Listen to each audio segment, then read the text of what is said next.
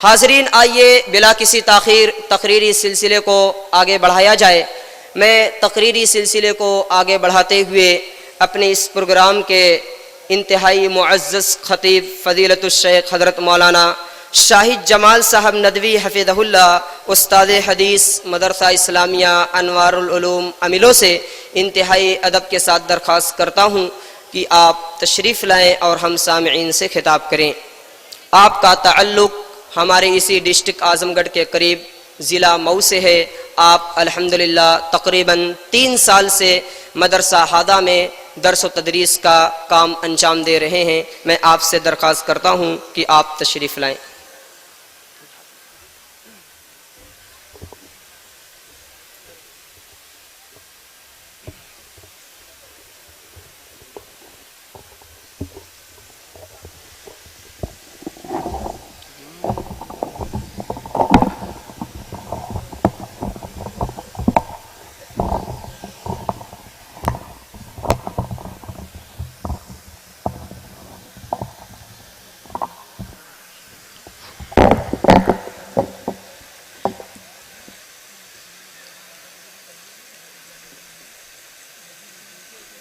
अस्सलामु अलैकुम वरहमतुल्लाहि वबरकातुहू।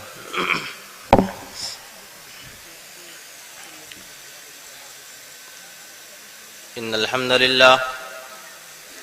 नहमदुहु व नस्तईनुहु व नस्तगफिरुहु व नऊज़ु बिल्लाहि मिन शुरूरि अनफुसिना व मिन सय्यिआति अअमालिना। मन यहदिहिल्लाहु फला मुज़िल्ल लहु वमन युज़लिल फला हादिय लहु व अशहदु अन ला इलाहा इल्लल्लाहु वहदहु ला शरीका लहु व अशहदु अन्न मुहम्मदन अब्दुहु व रसूलुहु। अम्मा बअदु फ़इन्न खैरल हदीस किताबुल्लाह व खैरल हदी हदी मुहम्मदिन सल्लल्लाहु अलैहि वसल्लम व शर्रल उमूरि मुहदसातुहा वकुल्ल मुहदसतिन बिदअह वकुल्ल बिदअतिन ज़लालह वकुल्ल ज़लालतिन फिन्नार। अऊज़ु बिल्लाहि मिनश शैतानिर रजीम। बिस्मिल्लाहिर रहमानिर रहीम। नहनु नक़ुस्सु अलैका नबअहुम बिलहक़्क़ इन्नहुम फित्यतुन आमनू बिरब्बिहिम वज़िदनाहुम हुदा। वक़ाल तआला हुवल्लज़ी ख़लक़कुम मिन ज़ुअफ़िन सुम्मा जअल मिन बअदि ज़ुअफ़िन क़ुव्वतन सुम्मा जअल मिन बअदि क़ुव्वतिन ज़ुअफ़न व शैबह यख़्लुक़ु मा यशाअु व हुवल अलीमुल क़दीर। वक़ाल अन्नबिय्यु सल्लल्लाहु अलैहि वसल्लम ला तज़ूलु क़दम इब्नि आदम इंद रब्बिही हत्ता युसअल अन ख़म्सिन अन उम्रिही फ़ीमा अफ़नाह व अन शबाबिही फ़ीमा अबलाह व अन मालिही मिन ऐन इक्तसबह व फ़ीमा अनफ़क़ह व अन इल्मिही माज़ा अमिल बिही। वक़ाल अश्शाइरुल अरबियुल असील अतरजू अन तकून व अंत शैख़ुन अतरजू अन तकून व अंत शैख़ुन कमा कद कुन्त अय्याम अश्शबाबी। रब्बि इश्रह ली सदरी व यस्सिर ली अमरी वहलुल उक़दतम मिन लिसानी यफ़क़हू क़ौली। सुब्हानक ला इल्म लना इल्ला मा अल्लमतना इन्नक अंतल अलीमुल हकीम। सदरे मोहतरम, उलमाए किराम, कुर्बो जवार से तशरीफ़ लाए हुए मेहमानाने एज़ाम और मिल्लत इस्लामिया के नौजवानों, अल्लाह ताला इस दुनिया के अंदर एक इंसान को जिंदगी देने के बाद اسے اس کی زندگی کے 3 بنیادی مراحل سے گزارتا ہے۔ ایک انسان پیدا ہو جانے کے بعد اپنی زندگی کے 3 مختلف ادوار سے گزرتا ہے۔ ان ادوار اور مراحل میں سب سے پہلا مرحلہ ایک انسان کے بچپن کا ہوتا ہے۔ اس مرحلے کے اندر ایک بچہ بڑا ہی کمزور اور ناتواں ہوتا ہے اور وہ اپنے والدین کی نگرانی، ان کی دیکھ ریکھ کا محتاج ہوتا ہے۔ کھانے اور پینے میں اور ضروریات زندگی کے اندر بچپن کے مرحلے سے گزرنے والا وہ بچہ اپنے والدین کا محتاج ہوتا ہے، اور یہ مرحلہ پیدائش سے لے کر کے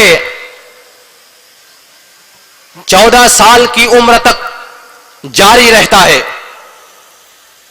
بچپن کے اس مرحلے کے بعد جس مرحلے سے ایک انسان گزرتا ہے وہ دوسرا مرحلہ جوانی کا ہوتا ہے۔ اس مرحلے کے اندر ایک نوجوان اپنی پوری طاقت اور قوت کے ساتھ اپنے پیروں پر کھڑا نظر آتا ہے۔ اس کے اندر جسمانی، عقلی اور فکری قوتیں پروان چڑھتی ہیں، اور جوانی کا یہ مرحلہ بلوغت کے بعد سے لے کر کے 15 سال کی عمر سے لے کر کے 40 سالوں تک محیط رہتا ہے، اور پھر اس کے بعد ایک انسان اپنی زندگی کے تیسرے مرحلے کے اندر داخل ہوتا ہے، اور وہ تیسرا مرحلہ بڑھاپے کا ہوتا ہے، جس کے اندر دوبارہ ایک انسان پھر کمزور اور ناتواں ہو جاتا ہے، اور اب وہ دوبارہ اپنے بچوں کی خدمت کا محتاج ہو جاتا ہے۔ اپنی ضروریات زندگی میں وہ دوسروں کا محتاج نظر آتا ہے، اور یہ مرحلہ 41 سال کی عمر سے وفات تک جاری رہتا ہے۔ یہ انسانی زندگی کے 3 بنیادی مراحل ہیں، اور ان تینوں بنیادی مراحل کا تذکرہ رب العالمین نے اپنے قرآن مجید کے اندر کیا ہے۔ چنانچہ اللہ تعالی ارشاد فرماتا ہے، اللہ الذی خلقکم من ضعف ثم جعل من بعد ضعف قوة ثم جعل من بعد قوة ضعفا وشیبہ یخلق ما یشاء وهو العلیم القدیر۔ وہ اللہ کی ذات ہے جس نے تم کو کمزوری کی حالت میں پیدا کیا، جس نے تم کو اس حالت میں پیدا کیا کہ تم ناتواں اور کمزور تھے۔ ثم جعل من بعد ضعف قوة، پھر رب العالمین نے کمزوری کے بعد تمہیں جوانی کے مرحلے میں داخل کیا، تمہیں جوان بنایا، تمہیں قوت اور توانائی دی۔ ثم جعل من بعد قوة ضعفا وشیبہ، پھر رب العالمین نے، اللہ تعالی نے جوانی کی قوت کے بعد ایک مرتبہ پھر تمہیں کمزور اور ناتواں بنا دیا، تمہیں بڑھاپے کے مرحلے میں داخل کر کے تمہیں کمزور کر دیا، تمہارے اعضاء کو کمزور کر دیا۔ یخلق ما یشاء وهو العلیم القدیر، وہ اللہ جیسے چاہتا ہے، جس طریقے سے چاہتا ہے انسانوں کو پیدا کرتا ہے اور انسانوں کو ان کے زندگی کے مراحل سے گزارتا ہے۔ وَهُوَ الْعَلِيمُ الْقَدِيرُ، اور وہ اللہ تعالی تمام چیزوں کا علم رکھنے والا اور ہر چیز کے اوپر قادر ہے۔ قرآن کریم کی اس آیت کریمہ کے اندر اللہ تعالی نے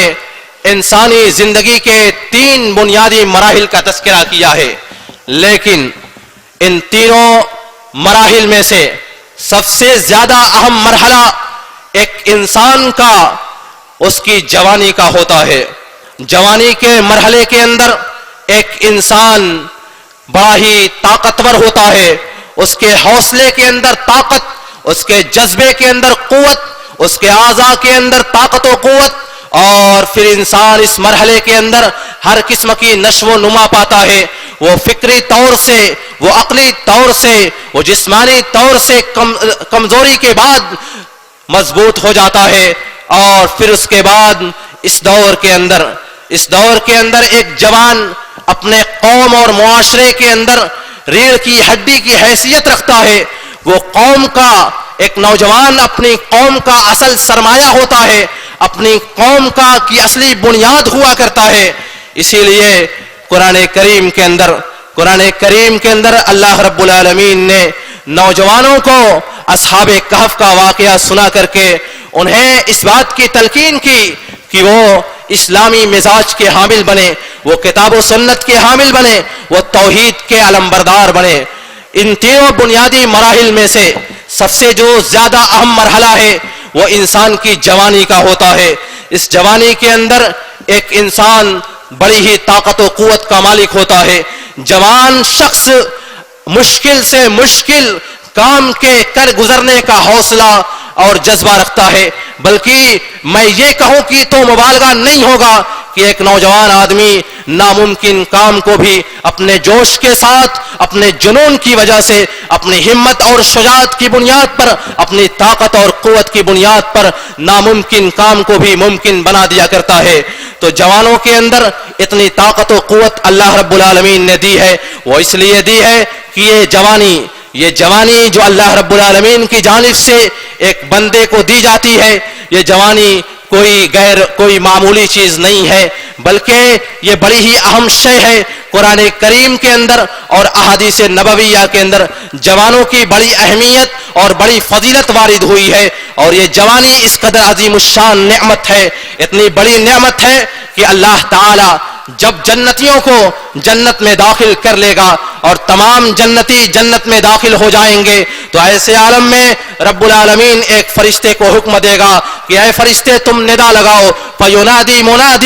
أَنَّ لَكُمْ أَن تَصِحُّوا فَلَا تَسْقَمُوا أَبَدًا. اللہ رب العالمین جنتیوں کو جنت میں تمام نعمتیں دے گا، ہر قسم کی نعمتیں دے گا. انہیں نعمتوں میں سے ایک نعمت رب العالمین جوانی کی بھی دے گا. جنتیوں کو اللہ رب العالمین جوانی کی عظیم الشان نعمت دے گا. چنانچہ ایک فرشتہ ندا لگائے گا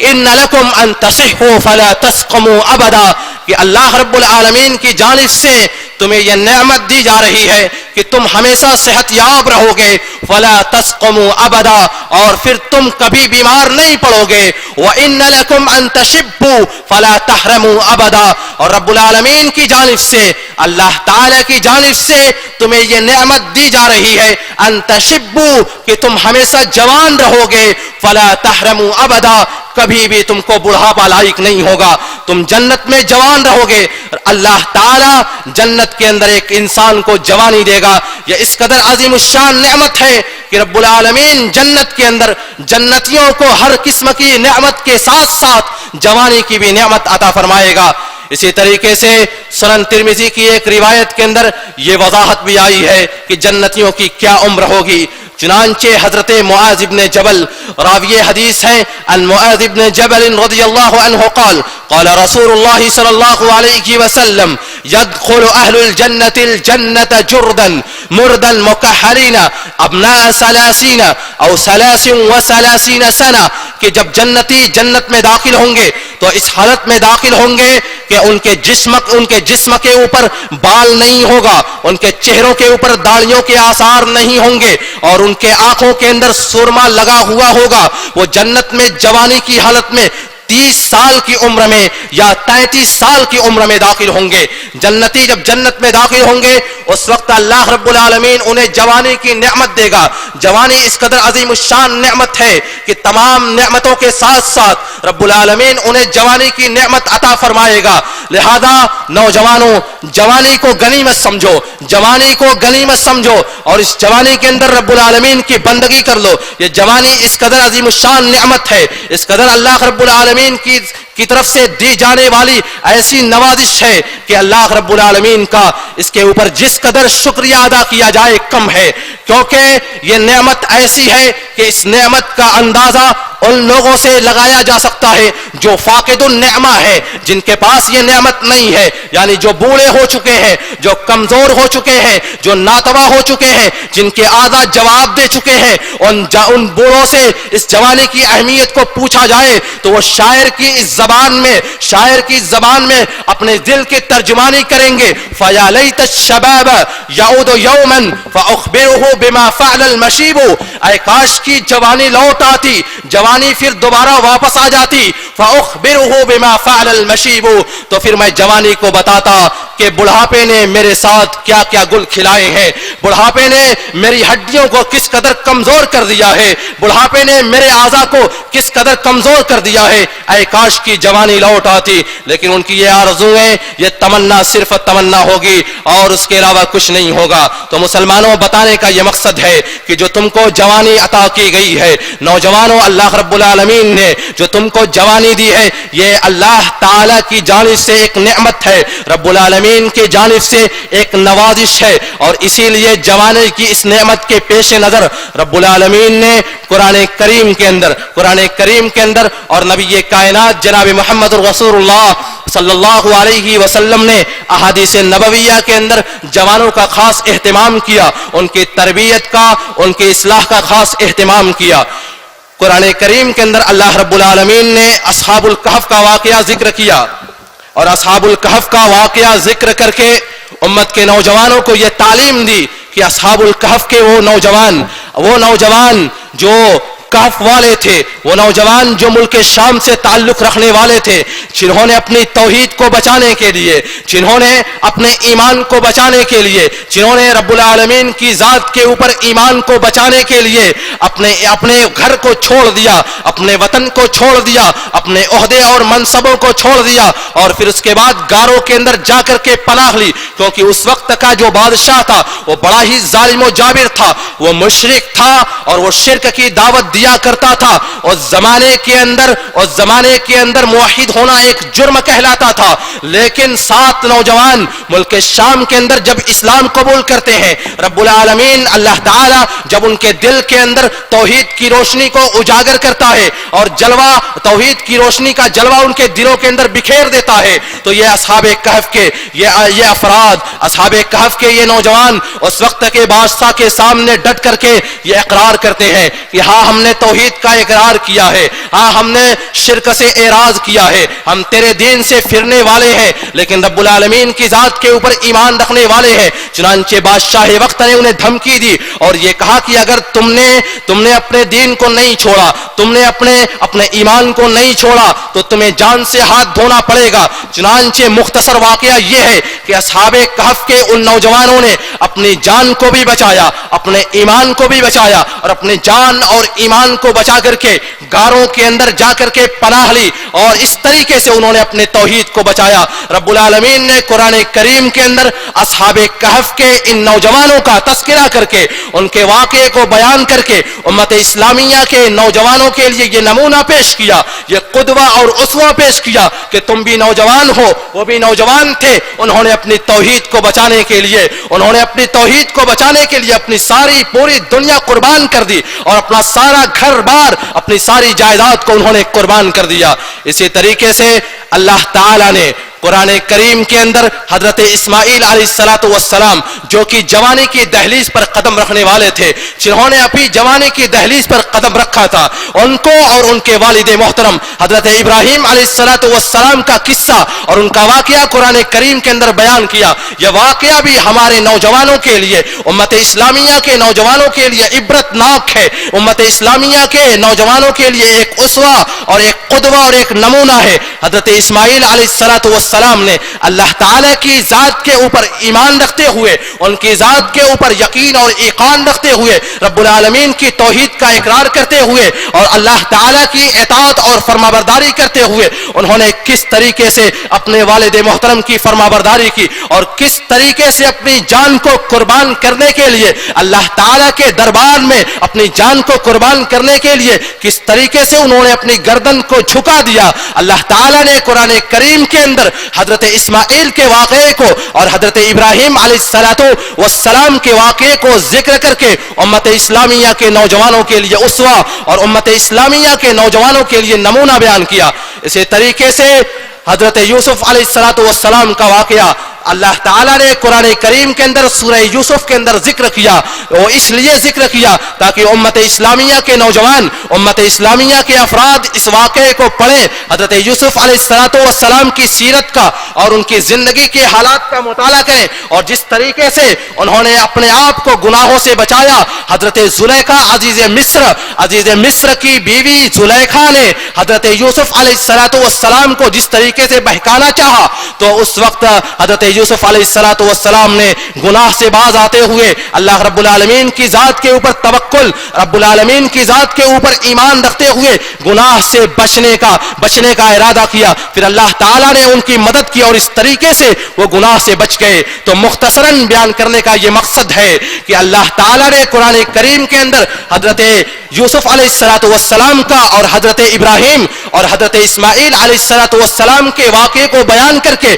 उम्मत इस्लामिया के नौजवानों के लिए उसवा दिया है, उम्मत इस्लामिया के नौजवानों के लिए एक नमूना दिया है कि ये भी नौजवान थे और आज तुम भी नौजवान हो। और कुरान करीम के अलावा नबी कायनात जनाब मोहम्मद रसूलुल्लाह सल्लल्लाहु अलैहि वसल्लम ने उम्मत इस्लामिया के नौजवानों को, अपने उम्मत के नौजवानों के लिए कई एक नसीहतें की। चुनांचे मुस्तदरक हाकिम की एक रिवायत जो कि सही बुखारी, जो कि शेखैन की शर्त के मुताबिक बिल्कुल सही रिवायत है। अल्लाह के नबी जनाब मोहम्मद रसूलुल्लाह सल्लल्लाहु अलैहि वसल्लम ने इरशाद फरमाया, इग़्तनिम खम्सन क़ब्ल खम्सिन, कि तुम लोग 5 चीजों को गनीमत जानो कब्ल इसके कि तुम्हारे पास 5 चीजें आ जाए। तुम लोग 5 चीजों को गनीमत जानो, 5 चीजों को नवाजिश जानो, 5 चीजों को रब्बुल आलमीन का अतिया और 5 चीजों को अल्लाह रब्बुल आलमीन का हदिया जानो कब्ल इसके कि तुम्हारे पास उसके मुखालिफ 5 चीजें आ जाए। फिर आपने फरमाया, शबाबक कब्ल हरमिक,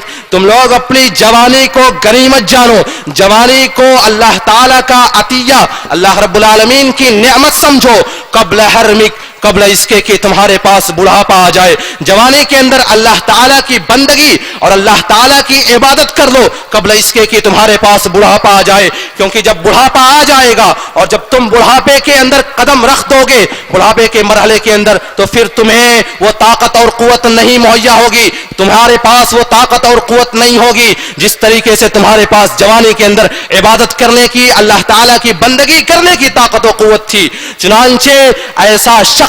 जिसने अपनी जवानी को नेमत नहीं समझा, बुढ़ापे के मरहले में जाकर के उसे हाथ धोना पड़ेगा, उसे रब्बुल आलमीन की इबादत करने का वो मौका मुयस्सर नहीं आ सकता जिस कदर रब्बुल आलमीन एक बंदे को ताकत व कुव्वत जवानी के अंदर देता है, वो ताकत व कुव्वत दोबारा उसे बुढ़ापे के अंदर मुयस्सर नहीं हो सकती। इसीलिए नबी कायनात जनाब मोहम्मद रसूलुल्लाह सल्लल्लाहु अलैहि वसल्लम ने फरमाया, शबाबक कब्ल हरमिक, अपनी जवानी को गनीमत जानो कब्ल इसके कि बुढ़ापा आ जाए, क्योंकि बुढ़ापे के अंदर तुम लोग वैसी इबादत नहीं कर सकते जैसा तुम जवानी के अंदर इबादत कर सकते हो। और बुढ़ापे की इबादत की वो फजीलत नहीं है जिस कदर जवानी की इबादत की फजीलत है। चुनांचे एक शायर ने कहा, अतरजू अन तकून व अंत शैखुन कमा कद कुंत अय्याम अश-शबाबी, कि तुम लोग जवानी के अंदर इबादत कर लो, जवानी के अंदर बंदगी कर लो, क्या तुम ये समझते हो कि तुम लोग उसी हालत में रहोगे, बुढ़ापे की हालत में उसी तरीके से रहोगे जिस तरीके से तुम अपनी जवानी की हालत में थे। बुढ़ापे की हालत में तुम्हारे पास वही ताकत और कुव्वत रहेगी ہوگی جس طریقے سے تمہارے پاس جوانی کے عالم میں تھی. اگر تم یہ سمجھتے ہو تو تمہاری یہ غلط فہمی ہے, تمہاری یہ غلط فہمی اور یہ تمہاری سمجھ کی کجی ہے. اسی طریقے سے نبی صلی اللہ علیہ وسلم نے امت محمدیہ کے نوجوانوں کو نصیحت کی اور ان کے لیے تربیت کا عملی نمونہ بھی پیش کیا. چنانچہ صحیح بخاری کی ایک روایت جس کو امام بخاری نے کتاب الحج باب وجوب الحج و فضلہ کے اندر نقل کیا ہے. حدیث کے راوی حضرت عبداللہ ابن عباس ہیں. حضرت عبداللہ ابن عباس فرماتے ہیں کان الفضل ردیف النبی صلی اللہ علیہ وسلم اذ جاءت امرأة من خشعم فجعل الفضل ينظر الیہا وتنظر الیہ. نبی صلی اللہ علیہ وسلم نے تربیت کا ایک عملی نمونہ اس طریقے سے پیش کیا. حضرت عبداللہ ابن عباس بیان فرماتے ہیں کہ حضرت فضل ابن عباس جو قریش کے ہیرو تھے, قریش کے خوبصورت نوجوان تھے, وہ حجۃ الوداع کے موقع پر نبی صلی اللہ علیہ وسلم کے ساتھ آپ کی اونٹنی کے اوپر سوار تھے. اذ جاءت امرأة من خشعم کہ اچانک قبیلہ خشعم کی ایک عورت نبی صلی اللہ علیہ وسلم کے پاس ایک مسئلے کو پوچھنے کے لیے آتی ہے. فجعل الفضل ينظر الیہا, حضرت فضل ابن عباس اس عورت کی جانب نظر اٹھا کے دیکھنے لگتے ہیں. وتنظر الیہ, اور وہ عورت فضل ابن عباس کی جانب دیکھنے لگتی ہے. ایسے عالم میں نبی صلی اللہ علیہ وسلم نے ایسے نوجوان صحابی کی عملی تربیت کی. فجعل النبی صلی اللہ علیہ وسلم یصرف وجہ الفضل الى الشق الاخر. نبی صلی اللہ علیہ وسلم نے ایسے عالم میں ایک نوجوان صحابی کی تربیت اس طریقے سے کی کہ آپ نے حضرت فضل ابن عباس کے چہرے کو دوسری جانب موڑ دیا. پھر اس کے بعد اس عورت نے سوال کیا, اے اللہ کے رسول صلی اللہ علیہ وسلم, ان فریضۃ الحج علی عبادہ ادرکت ابی شیخا کبیرا, کہ اللہ رب العالمین نے جو اپنے بندوں کے اوپر حج کو فرض کیا ہے, میرے باپ ابھی اس حالت میں ہے کہ وہ بوڑھے ہیں, وہ ناتواں اور کمزور ہیں اور ان کے پاس مالی استطاعت ہے لیکن جسم سے وہ کمزور ہو چکے ہیں. افاحج عنہ, اور وہ سواری کے اوپر ٹک نہیں سکتے, کیا میں ان کی جانب سے حج کر سکتی ہوں؟ آپ نے فرمایا کہ ہاں, تم اپنے والد محترم کی جانب سے حج کر سکتی ہو. بتانے کا یہ مقصد ہے کہ نبی صلی اللہ علیہ وسلم نے امت اسلامیہ کے نوجوانوں کی تربیت کے اوپر خاص توجہ اور خاص دھیان دیا اور پھر ان کی عملی تربیت بھی کی. اور اسی طریقے سے امت اسلامیہ کے نوجوانوں کے لیے نبی صلی اللہ علیہ وسلم نے کئی ایک احادیث کے اندر ان کو اصلاح کی دعوت بھی دی. چنانچہ ایک حدیث کے اندر نبی صلی اللہ علیہ وسلم نے ارشاد فرمایا کہ قیامت کے دن تمہیں جو جوانی دی گئی ہے, اس جوانی کے متعلق سوال کیا جائے گا. آپ نے فرمایا لا تزول قدم ابن آدم عند ربه حتى يسأل عن خمس, ایک بندے کا قدم میدان قیامت میں رب العالمین کے دربار سے ہٹ نہیں سکتا جب تک کہ اس سے 5 چیزوں کا سوال نہ کر لیا جائے. اور پھر آپ نے فرمایا کہ اس سے سوال کیا جائے گا ان عمرہ فیما افنا, اس سے سوال کیا جائے گا ایک بندے سے اس کی عمر کے تعلق سے کہ ہم نے تم کو ایک 60 سالہ 70 سالہ عمر دی تھی, تم نے اس عمر کو کہاں کھپایا. وعن شبابہ فیما ابلا, اللہ رب العالمین اس سے سوال کرے گا کہ ہم نے تم کو جوانی کی عظیم الشان نعمت دی تھی, ہم نے تم کو جوانی کا ایک تحفہ, جوانی کا ایک ہدیہ دیا تھا. فیما ابلا ہو, تم نے اس جوانی کو کہاں گزارا, اس جوانی کو تم نے کہاں پر جا کر کے بوسیدہ کیا, اس جوانی کو تم نے کہاں پر بتایا, تم نے اس جوانی کو نائٹ کلبوں کے اندر گزارا یا رب العالمین کی بندگی اس کی عبادت میں گزارا, تم نے اس جوانی کو کہاں پر گزارا, تم نے اس جوانی کو چوک اور چوراہوں پر غیروں کی بیٹیوں کے اوپر نظر ڈالتے ہوئے تم نے اپنی جوانی کو گزارا, تم نے اپنی جوانی کو اسکول اور کالجوں کی چھٹیوں کے وقت اسکول اور کالجوں کے گیٹوں کے اوپر کھڑے ہو کر کے غیروں کی بیٹیوں کے اوپر نظر ڈالتے ہوئے تم نے اپنی جوانی کو گزارا, یا کہاں پر تم نے اپنی جوانی کو گزارا. وَأَنْ شَبَابِهِ فِيمَا أَبْلَى, اللہ تعالیٰ ایک نوجوان سے, ایک شخص سے اس کی جوانی کے متعلق سوال کرے گا, ہم نے تم کو جوانی کی نعمت دی تھی, تم نے اس جوانی کو کہاں گزارا. نوجوانوں, رب العالمین کی یہ جو نعمت تمہیں عطا ہوئی ہے, اللہ تعالیٰ اس نعمت کے بارے میں تم سے سوال کرے گا اور پھر اس کے بعد تم اس نعمت کے متعلق تمہیں جواب دینا پڑے گا. لہذا अपनी जवानी को बर्बाद न करो, अपनी जवानी को रब्बुल आलमीन की बंदगी और उसकी इबादत में गुजारो। उसका सिला रब्बुल आलमीन तुम्हें मैदान क़यामत में और इसी तरीके से रब्बुल आलमीन तुम्हें जन्नतुल फिरदौस की सूरत में देगा। और ऐसे नौजवान जो अपनी जवानी को बर्बाद नहीं करते, जो अपनी जवानी को नाइट क्लबों के अंदर, अपनी नौजवानी को चौक और चौराहों के ऊपर टहलते हुए, अपनी जवानी को खेल के मैदानों के अंदर नहीं गुजारते, बल्कि उनकी जवानी रब्बुल आलमीन की इबादत और उसकी बंदगी में गुजरती है, ऐसे लोगों के बारे में, ऐसे नौजवानों के बारे में नबी सल्लल्लाहु अलैहि वसल्लम ने इरशाद फरमाया। चुनांचे मुस्नद अहमद की एक रिवायत, आपने फरमाया इन्नल्लाह अज़्ज़ व जल्ल लयअजब मिनश्शाब लैसत लहु सबवा। अल्लाह रब्बुल आलमीन ऐसे नौजवान के ऊपर ताज्जुब करता है, उसे ताज्जुब की निगाह से देखता है जिसके पास जवानी की ताकत होती है, जिसके पास जवानी की कुव्वत होती है, जिसके पास जवानी का जज्बा होता है,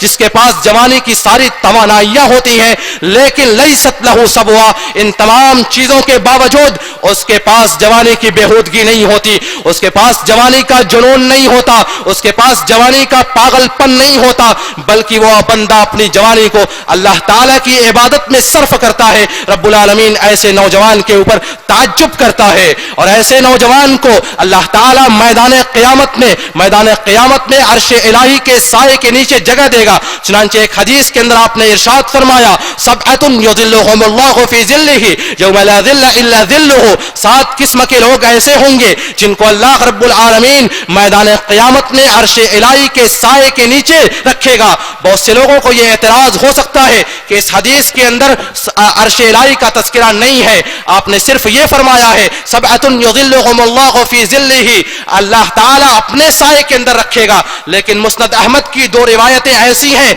मुस्नद अहमद के अंदर 2 रिवायतें और 2 हदीसें ऐसी हैं जिसके अंदर नबी सल्लल्लाहु अलैहि वसल्लम ने लफ्ज़ अर्श का इस्तेमाल किया। चुनांचे एक हदीस के अंदर आपने फरमाया अलमुतहाब्बूना बिजलालिल्लाहि अलमुतहाब्बूना बिजलालिल्लाहि अला मनाबिर मिन नूरिन यौमल क़ियामति अला मनाबिर मिन नूरिन यौमल क़ियामति फी ज़िल्लिल अर्श यौम ला ज़िल्ला इल्ला ज़िल्लुहु, कि अल्लाह रब्बुल आलमीन के जलाल से, उसकी अज़मत से मोहब्बत करने वाले लोगों को अल्लाह रब्बुल आलमीन मैदान क़यामत में अर्श इलाही के साए के तले जगह देगा, उस दिन जिस दिन कोई साया नहीं होगा। इस हदीस के अंदर आपने फरमाया सबअतुन युज़िल्लुहुमुल्लाहु फी ज़िल्लिही, 7 किस्म के लोग ऐसे होंगे जिनको अल्लाह रब्बुल आलमीन अर्श इलाही के साए के नीचे जगह देगा, अर्श इलाही के साए में जगह देगा। उन 7 किस्म के लोगों में से एक किस्म का वो नौजवान होगा जिसके बारे में आपने फरमाया शाबुन नशा फी इबादतिल्लाह, ऐसा नौजवान जिसने अपनी जवानी को बर्बाद नहीं किया होगा, जिसने अपनी जवानी को बेहूदगी के अंदर, जिसने अपनी जवानी को पागलपन के अंदर, जिसने अपनी जवानी को जुनून के अंदर और जिसने अपनी जवानी को मजनूनियत के अंदर नहीं गुजारा होगा, बल्कि शाबुन नशा फी इबादतिल्लाह, ऐसा नौजवान रब्बुल आलमीन के अर्श के साए के नीचे जगह पाएगा जिसने अपनी जवानी को अल्लाह रब्बुल आलमीन की इबादत में गुजारा होगा, जिसकी जवानी अल्लाह ताला की इबादत में परवान चढ़ी होगी। मुसलमानों, जवानों की इस कदर अहमियत, रब्बुल आलमीन उन्हें जन्नतुल फिरदौस के अंदर जगह देगा, मैदान क़यामत में उन्हें एजाज देगा, उन्हें मैदान क़यामत में इस तरीके से एजाज देगा कि सारे लोग मैदान क़यामत में जबकि सूरज को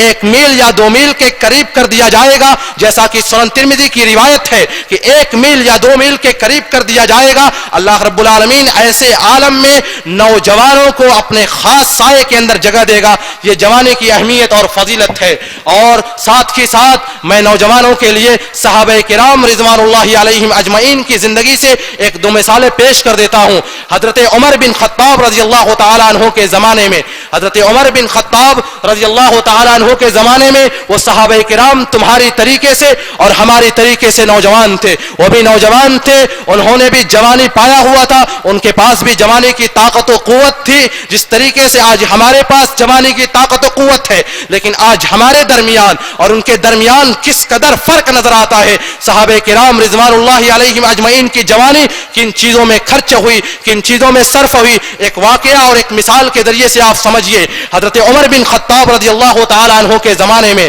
جب عمر بن خطاب رضی اللہ تعالی عنہ نے حضرت عمرو بن عاص کو مصر کو فتح کرنے کے لیے بھیجا، اور مصر کو فتح کرنے کے لیے حضرت عمر بن خطاب نے ایک لشکر جرار بھیجا، اور پھر اس کے بعد اس لشکر جرار کا امیر حضرت عمرو بن عاص کو مقرر کیا، اور عمرو بن عاص مصر کا محاصرہ جا کر کے کر لیتے ہیں، جا کر کے مصر کا محاصرہ، مصر کو چاروں جانب سے اسے گھیر لیتے ہیں، لیکن فتح میں دیر ہو جاتی ہے، فتح میں دیر ہوتی ہے، مسلمانوں کی طاقت کمزور پڑتی نظر آتی ہے۔ ایسے اس دوران حضرت عمر بن خطاب رضی اللہ تعالی عنہ نے عمرو بن عاص کو خط لکھا کہ کیا وجہ ہے کہ آج تمہاری طاقتیں کمزور پڑ رہی ہیں، کیا وجہ ہے کہ آج تم کمزور اور ناتواں دکھ رہے ہو۔ چنانچہ عمر بن خطاب رضی اللہ تعالی عنہ نے لکھا کہ میں 3 ایسے صحابہ کرام کو بھیج رہا ہوں، میں 3 ایسے صحابہ کرام کو بھیج رہا ہوں جو 3000 کے برابر شمار کیے جاتے ہیں۔ چنانچہ عمر بن خطاب رضی اللہ تعالی عنہ نے حضرت عمرو بن عاص کے پاس مصر کی فتح کے لیے 3 صحابہ کرام، حضرت مقداد ابن اسود کو، حضرت زبیر بن عوام کو اور حضرت خارجہ ابن حذافہ سہمی 3 صحابہ کرام کو بھیجا، اور یہ لکھ بھیجا کہ یہ 3 صحابہ کرام ہیں لیکن یہ 3000 کے برابر شمار کیے جاتے ہیں۔ ان صحابہ کرام کا ایمان، ان کی قوت ایمانی اس قدر مضبوط تھی، رب العالمین کی ذات کے اوپر ان کا توکل اس قدر عظیم تھا، اور وہ اس قدر اللہ رب العالمین کی ذات کے اوپر اعتماد رکھنے والے تھے کہ وہ ہزاروں کو اپنے سامنے کچھ نہیں سمجھتے تھے، ہزاروں کی تعداد ان کے سامنے ذرات کے برابر شمار کی جاتی تھی۔ اسی طریقے سے حضرت خارجہ ابن حذافہ سہمی کے بارے میں حافظ ابن حجر نے اپنی کتاب الاصابہ کے اندر، اور اسی طریقے سے علامہ ابن الاسیر نے اپنی کتاب اسد الغابہ کے اندر یہ بات نقل کی ہے کہ کان یعد بالف فارسی، کہ حضرت خارجہ ابن حذافہ اکیلے 1000 صحابہ کرام کے برابر شمار کیے جاتے تھے۔ اسی طریقے سے حضرت طلحہ ابن خویلد الاسدی کے بارے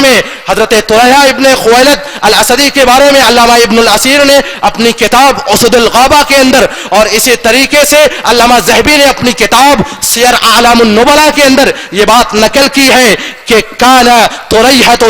یعد بالف فارسی، حضرت طلحہ بن خویلد الاسدی اکیلے 1000 صحابہ کرام کے برابر شمار کیے جاتے تھے۔ ان کے اندر اس قدر ایمان تھا، ان کے اندر اس قدر شجاعت تھی، اور ان کے اندر اس قدر ایمان کی قوت تھی، ایمان کی حرارت تھی کہ اکیلے 1000 صحابہ کرام کے برابر شمار کیے جاتے تھے۔ اور آج ہمارے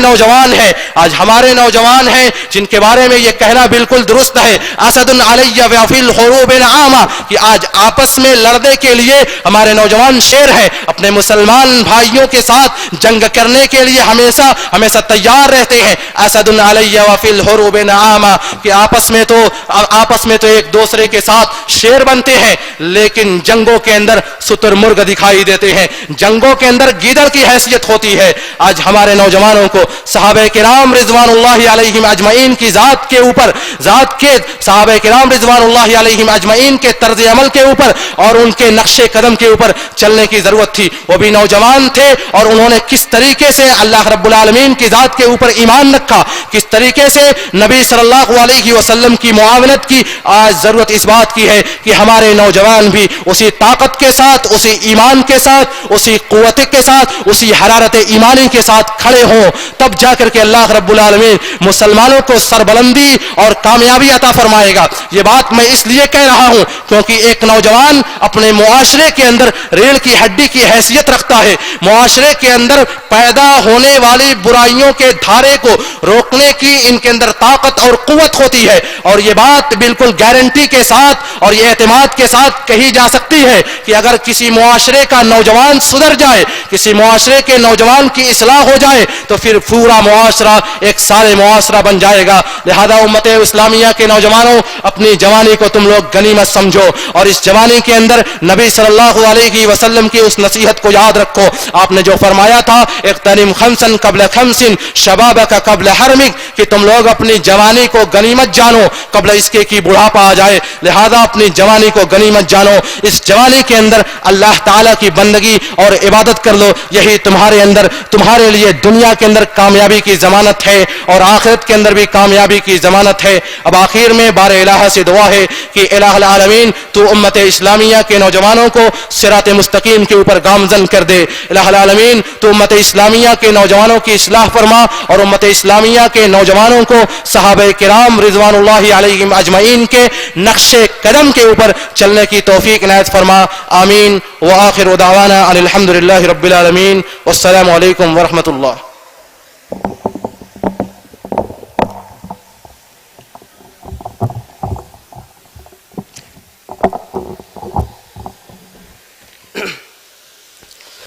جزاک اللہ خیر و احسن الجزاء.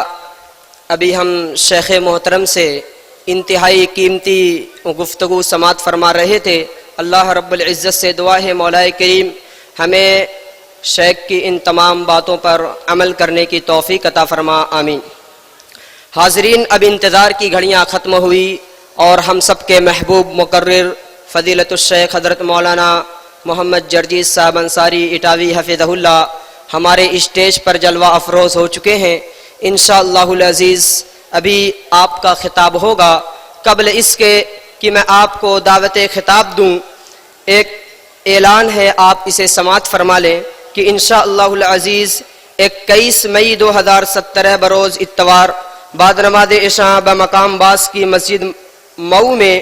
ایک اجلاس عام منعقد ہوگا جس میں فضیلت الشیخ حضرت مولانا ظفر الحسن صاحب مدنی حفظہ اللہ اور فضیلت الشیخ حضرت مولانا ابو القاسم عبد العظیم مدنی حفظہ اللہ کا خطاب ہوگا. آپ تمام حضرات سے شرکت کی درخواست ہے. اور دوسرا اعلان یہ ہے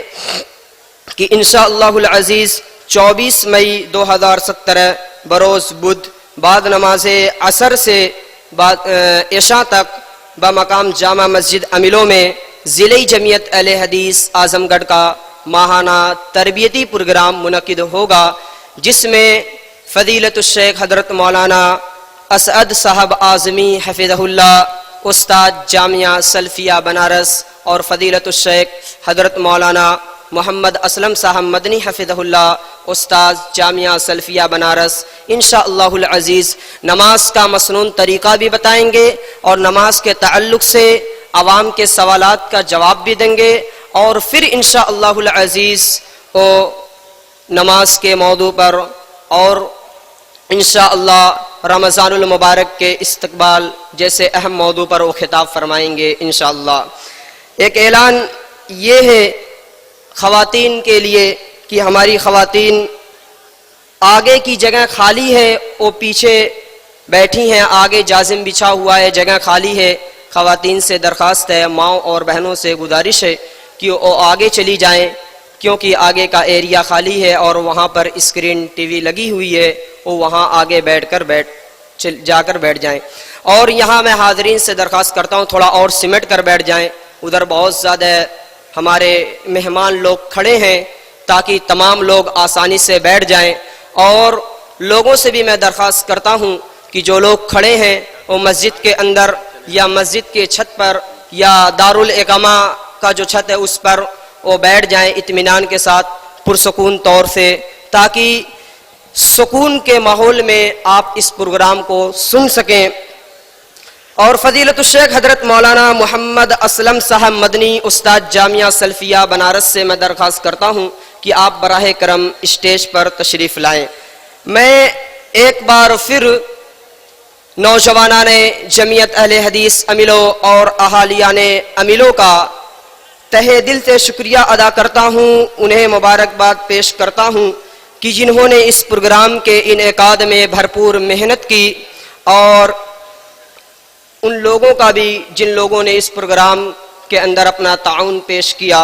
خاص کر اسرار بھائی، معین بھائی، ندیم بھائی، ماسٹر عبدالرف صاحب، انعام الرحمن بھائی، عبدالحسیب بھائی، جلیل بی ڈی سی صاحب، جناب غفران بھائی، حاجی ابوالوفا صاحب اور جناب ضیاء اللہ مہا پردھان صاحب، جناب محمد دانش صاحب، جناب راشد ایڈوکیٹ صاحب، جناب ابو الخیر بھائی اور ہمارے